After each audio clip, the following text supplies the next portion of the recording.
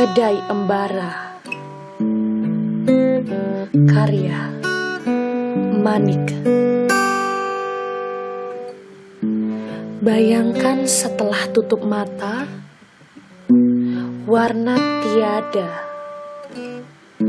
hitam putih ketikan dan kertas, merah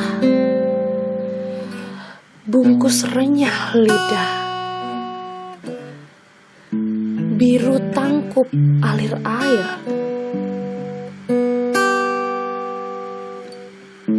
kuning mie dan penjaranya, daun hijau, sayur-sayur kabur. Jadi tuna warna sesudah buka mata.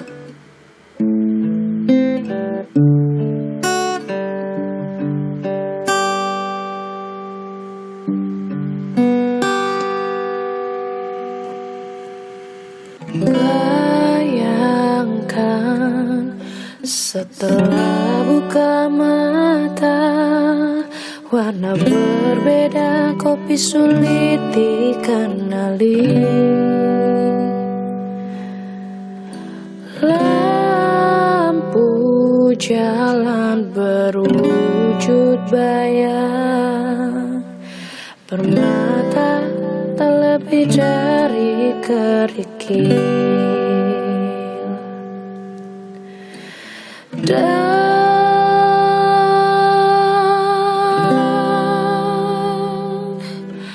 bibir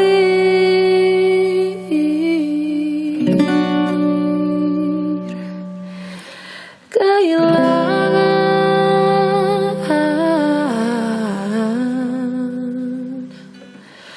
goda.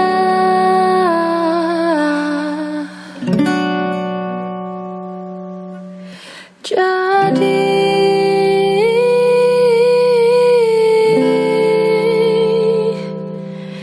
tuna rasa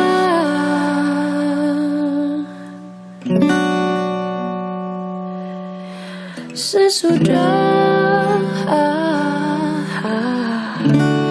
tutup mata.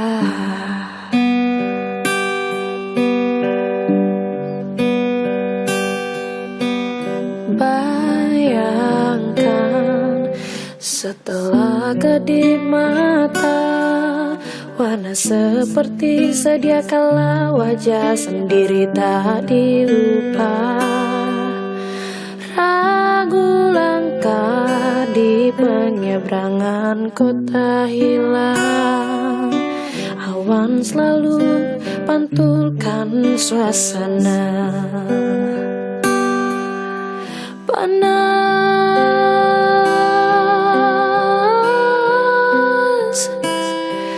cabit cahaya dan matahari putih terbit di sebelah pohon cemara. Jadi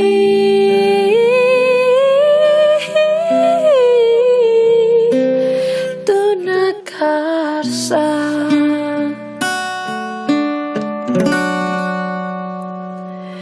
sesudah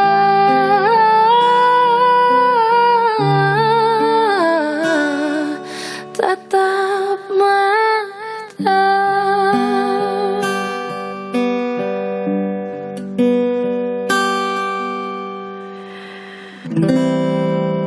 Bayangkan setelah tutup mata, warna tetap sama. Air dan arak tak jauh beda. Gula rasa laut, roti gosong coklat,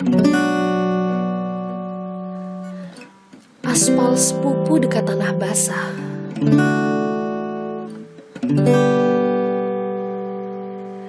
dan semangka semanis darah. Jadi tuna makna sesudah kedip mata.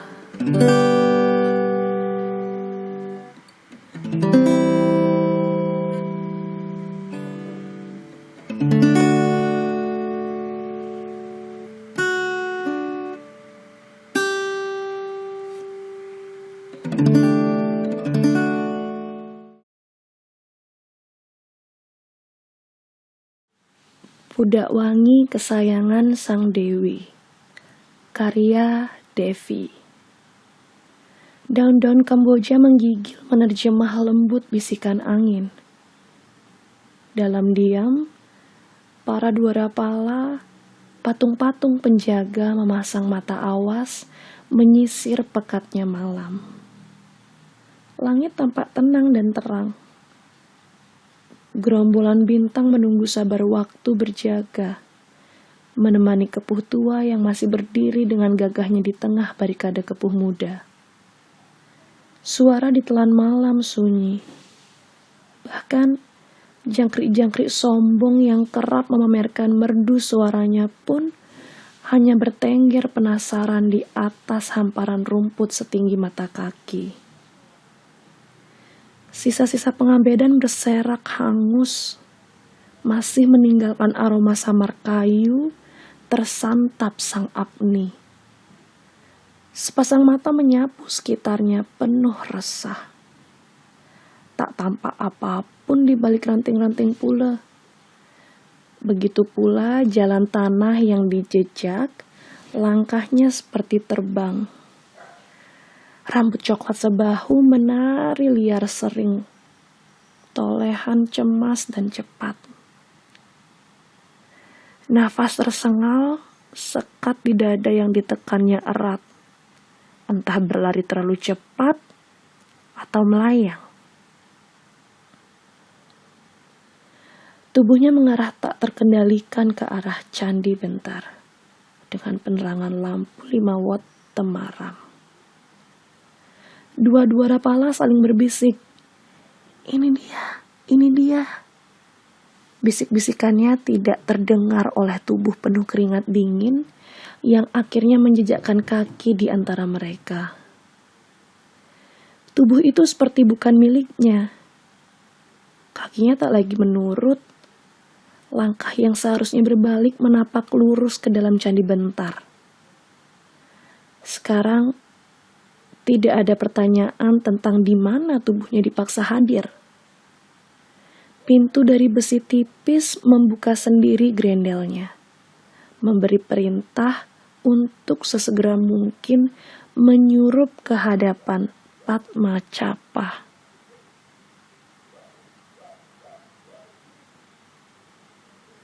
Satu-satunya candi yang berjejak angkuh dalam tempat ini. Dia rebah, kelelahan, merayap dari telanjang jari kakinya. Gemetar bahu-bahunya, pertanda ketakutan berkuasa atas tubuhnya. Tubuhnya menari tak tentu, tangan kanan meliuk ke kiri, pun sebaliknya. Jari jemari begitu gemulainya, menari seperti dia terlahir untuk itu. Kaki memutar tubuhnya dengan ritme teratur. Semakin lama semakin cepat, ganas dan panas. Dia merasa panas.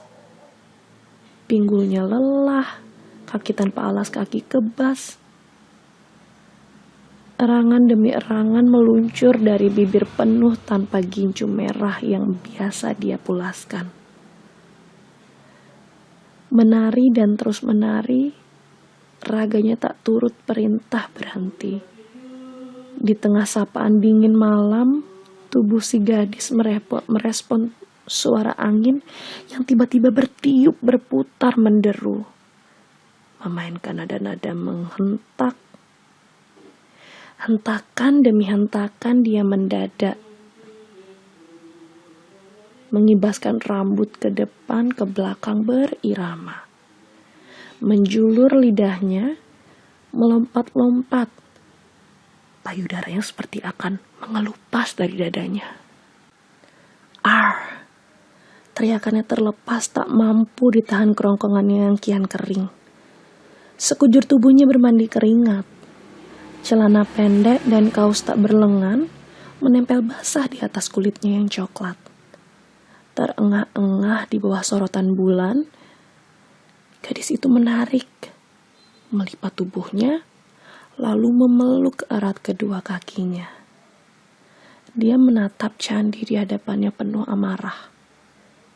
Di dalam pura Majapahit, istana para roh yang belum bisa menapaki surga maupun neraka, dia membara, menyalahkan nasib, mengutuk kelahirannya.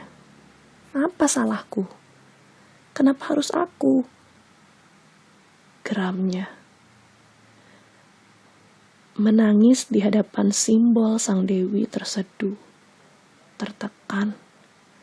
Tidak ada jawaban dari manapun. Semut-semut melangkah secepat mungkin, menghindari tatapan tanya si gadis itu. Sang bayu pun memilih untuk menghentikan rancauannya. Seketika, senyap memerangkap. Sinar bulan membias di wajah basah. Si gadis sudah menyerah dengan tangisnya. Nasib sudah mempermainkannya. Dia adalah kesayangan sang dewi. Itu kata seseorang yang ditemui seminggu yang lalu. Dia tidak mengerti sayang seperti apa. Bukanlah sang dewi menyayangi semua ciptaannya. Orang itu menatapnya cermat. Sesekali dia menggelengkan kepalanya, lalu mengangguk, semacam berdiskusi dengan dirinya sendiri. Orang itu bercerita tentang sang dewi yang memilih anak-anak kesayangan untuk mengabdi padanya, membaktikan diri untuk menjadi tangan sang penguasa alam kematian. Si gadis mengernyit semakin tak mengerti. Pertanyaan menyerbu, menderapkan ingatan-ingatan akan kejanggalan dalam perjalanan napasnya. Terlahir prematur dalam usia kandungan 7 bulan, budak Wangi begitu kecilnya untuk tahu betapa kejamnya nasib merampas ayah kandungnya, yang menyayat pergelangan tangan saat itu, mengetahui ibunya sedang mengandung. Keanehan-keanehan bukan lagi keanehan yang bisa diterima logika ilmuwan fisika dan matematika. Membawa budak Wangi, si gadis berambut coklat sebahu menemui seseorang, dipanggil Jero Balian oleh orang-orang. Sejak kecil dia memang terbiasa melihat apa yang tidak terlihat oleh temannya. Wanita berambut panjang yang berdiri sedih di pinggir jalan saat budak melintas. Bahkan saat tengah hari, anak-anak kecil berkulit legam yang berlarian menembus kios-kios di pasar. Pria tinggi hitam besar yang melambaikan tangan di bawah pohon besar. Akan hal itu dia sudah lumrah. Namun, belakangan dia seperti gila. Kadang menangis tanpa tahu untuk apa dia melakukan itu. Dia hanya merasakan sesak, menghujam dada, dan membuatnya ingin berteriak sekerasnya. Melelahkan, air mata tak terbendung, dan hilang kesadaran. Panas membakar tangannya menjelang tengah malam, dihantui mimpi-mimpi yang penuh kegelapan. Makhluk bertaring menyeramkan, dan orang-orang tidak dikenal menghunuskan bermacam senjata ke arahnya. Kata psikiater, budak menderita depresi. Itu lumrah terjadi jika seseorang mengalami depresi. Depresi mungkin penjelasan yang sedikit menenangkan di saat hati seorang gadis berparas manis pemberontak seperti budak, dirancang bagai daging babi, pelengkap lawar oleh pria yang dijantai. Dicincang lalu ditumbuk halus, tak berbentuk.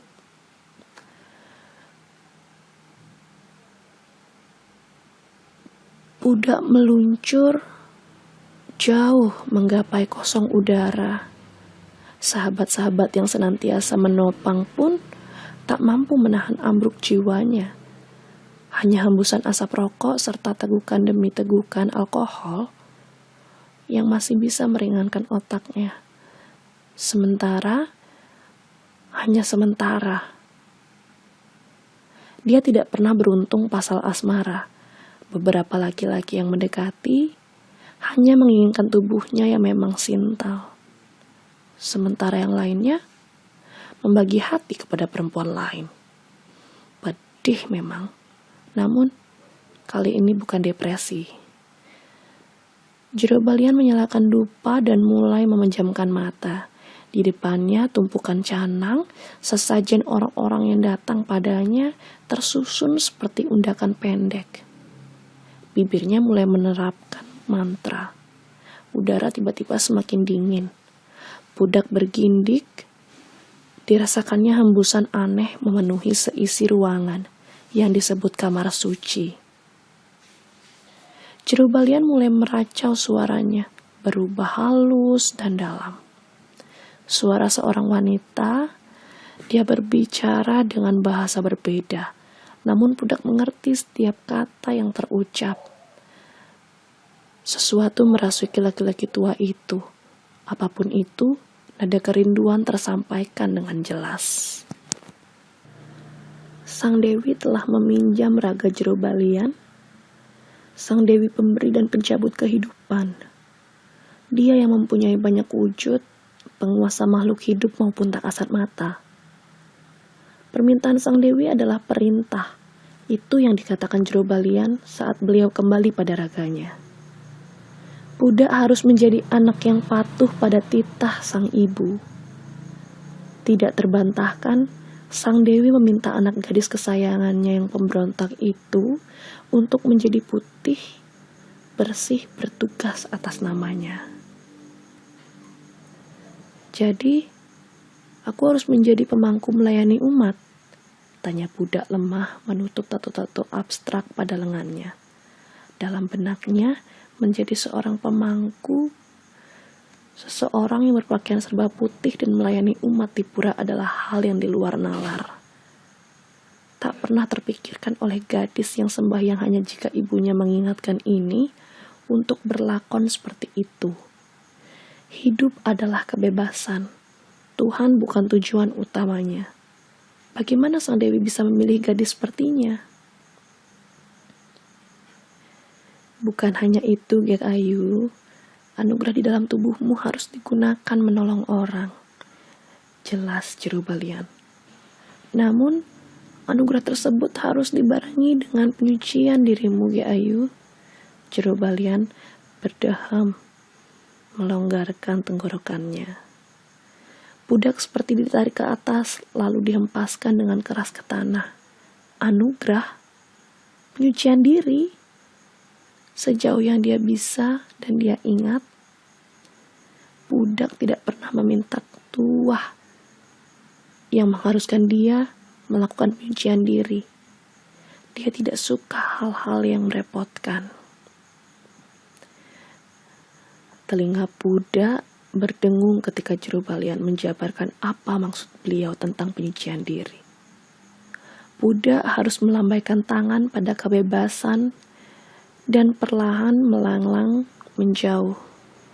Penyucian diri menuntutnya melupakan kecap kenyal daging. Tubuhnya akan menolak menurut Jerobalian.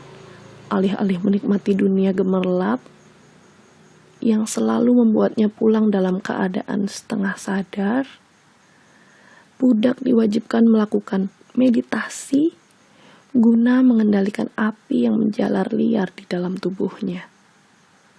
Untuk apa dia harus melakukan ini semua? Membantu orang. Bahkan membantu dirinya sendiri pun belum mampu. Dan kau juga tidak boleh menikah, Gek Ayu. Jerobalian tersenyum dan mencoba membuat suaranya selembut mungkin. Pudak terlanjur terkesiap. Palu-palu yang tampak menghantam kepala dan dadanya sedih berganti. Sama sekali bukan hal seperti ini yang dia inginkan untuk dijalani.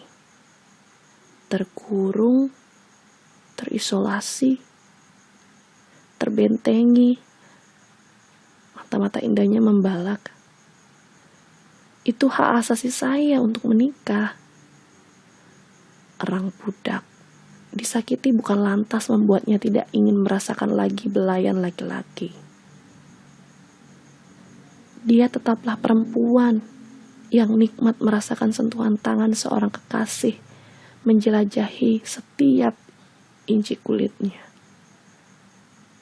Dia gadis muda yang membiarkan tubuh dan jiwanya bebas.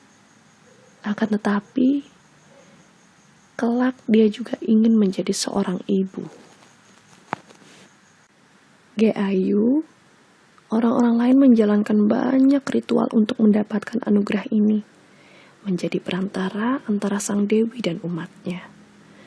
Jerobalian mencoba menenangkan.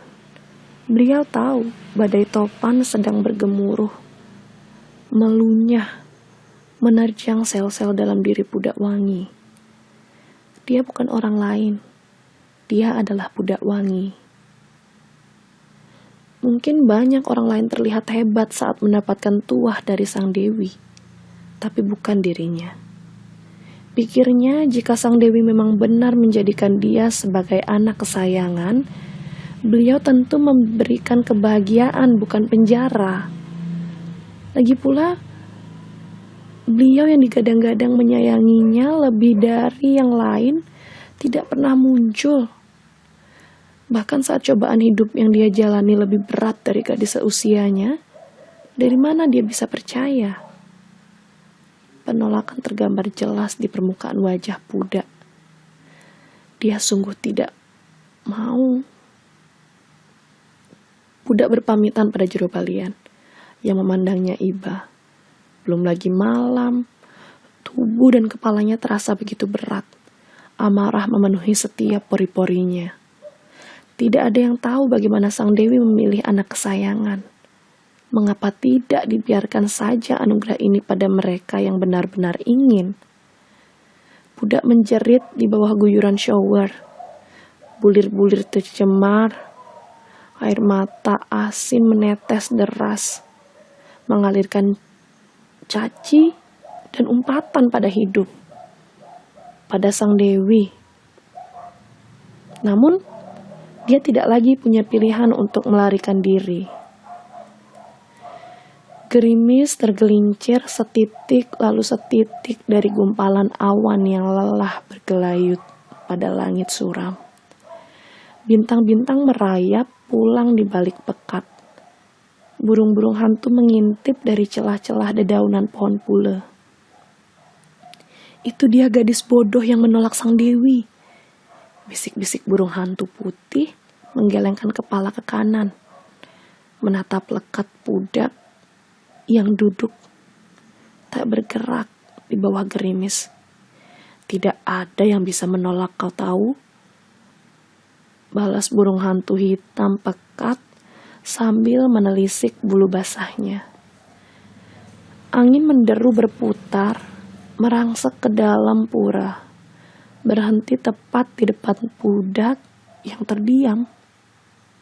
Aneh, dinginnya malam tidak membuatnya membeku. Dia hanya mematung, menatap kosong, sepasang tangan menyala dengan kuku-kuku panjang, meneteskan bara api mengulur. Salah satunya menggenggam kain putih yang juga terbakar, tetapi tidak hangus. Berat suaranya membuat Pudak mendongak terkesiap. Tubuh penuh gelegek api berdiri di hadapannya. Tinggi, besar, berkalung usus manusia.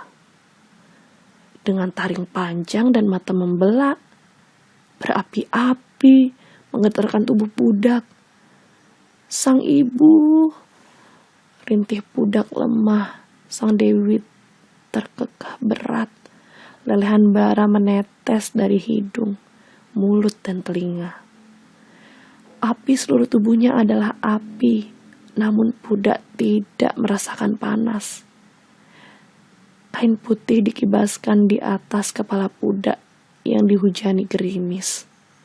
Dia menangis dan menangis. Meronta pun tak akan berguna di hadapan nyala sang dewi. Kata-kata pun menggigil bersembunyi di antara ibu dan anak kesayangannya. Pudak ingin pulang, kembali tertawa bersama teman-temannya, menikmati hingar-bingar musik di klub malam langganannya, sambil menikmati minuman dengan kadar alkohol tinggi. Dia hendak menambah gambar pada kulitnya yang coklat. Sebuah tengkorak yang sedang menghisap rokok di pergelangan tangannya. Dan lukisan wajahnya di paha kanan. Menguap sudah semua yang dia damba. Hanya isak yang tertinggal. Residu-residu kenangan perlahan mengabur di lalap berderang sang dewi. Tak ada yang bisa menolak sang dewi. Burung hantu hitam turun dari dahannya lantas berbisik pada para duara pala. Sang dewi telah menjemputnya. Dia akan tinggal. Balas duara pala. Burung hantu hitam memanjangkan kepalanya, melongokkan lehernya ke dalam pura, lalu terbang kembali menuju sarangnya. Tidak ada yang bisa menolak sang dewi, bisik sang hitam. Penolakannya dibayar nyawa. Kekeh burung hantu putih.